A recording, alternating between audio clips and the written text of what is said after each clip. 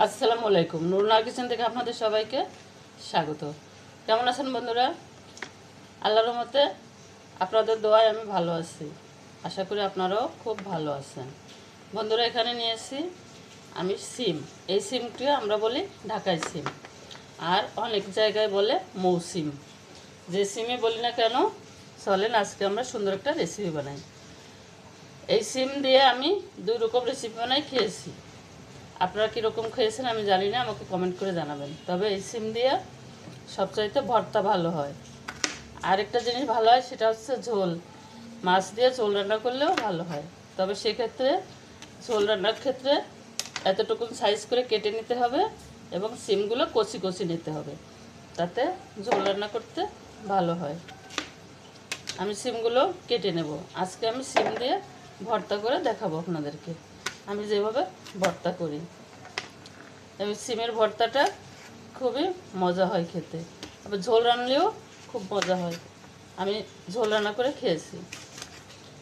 এই বছরে আজকেই সিম কিনেছি, কিন্তু এর আগে এই যে এই সিমগুলো কিন্তু ওই দুইটা কিন্তু কচি ছিল, এই সিমটা কিন্তু বাতি। এটা বেশ পক্ত হয়েছে। পক্ত সিমগুলোর ভিতরে একটা পর্দা থাকে, পর্দাটা শক্ত থাকে, চামড়ার মতো।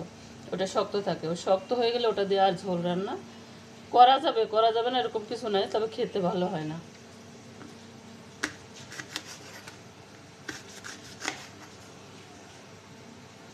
বন্ধুরা, সিমগুলো আমি কেটে নিয়েছি, ধুয়ে পরিষ্কার করে নিয়েছি। এবার সিমগুলো আমি ভাপ দিয়ে নেব। বন্ধুরা, এখানে নিয়েছি শুকনো মরিচ, লাল মরিচ আমি ভেজে নিয়েছি একটু তেল দিয়ে। নিয়েছি রসুন কুচি, পেঁয়াজ কুচি, দিয়ে দেবো লবণ। আমি ভর্তা খুব পছন্দ করি, বলতে পারেন ভর্তা পাগল। ভর্তা করতে গেলে শুকনো মরিচের ভর্তাটা আমি একটু বেশি করে নিই সবসময়। মরিচের ভর্তাটা একবার বানালে 2 দিন রেখে খাওয়া যায় এবং খেতে খুব ভালো লাগে। আমার কাছে ভর্তাটা কী দিয়ে ভালো লাগে জানেন? ভাতের সাথে খাই, কিন্তু রুটির সাথে বেশি ভালো লাগে। রুটি এই ভর্তা দিয়ে খুব মজা লাগে।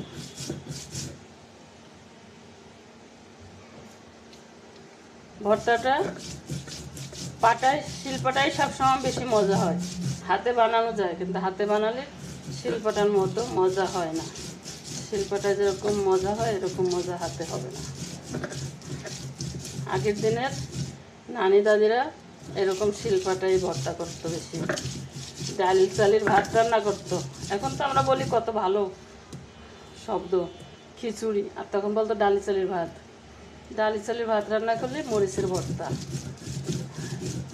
আর আচার, খেতে কি মজা ছিল, গরম গরম খিচুড়ি আর ভর্তা।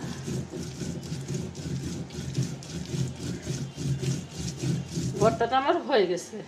এই ভর্তাটা এর থেকে আর বেশি মরিচের ভর্তাটা আমি একটু তুলে রাখবো।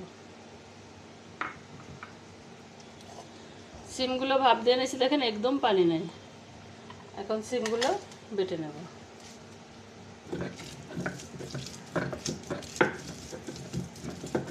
যে সিমগুলো শক্ত হয়, একটু বতি হয়ে যায়, এই যে এরকম একটা পর্দা হয়। এই পর্দাটা থাকলে রান্না করে খেতে বেশি ভালো লাগে না। তাই ঝোল রান্না করলে কচি কচি সিম দিয়ে রান্না করতে ভালো হয়। বন্ধুরা, ভর্তাটা একদম রেডি। দেখেন, আমি মরিচের ভর্তাটা সব পুরোটা মিশিয়ে নিই, যার যেটুকু প্রয়োজন সে নিয়ে খাবে।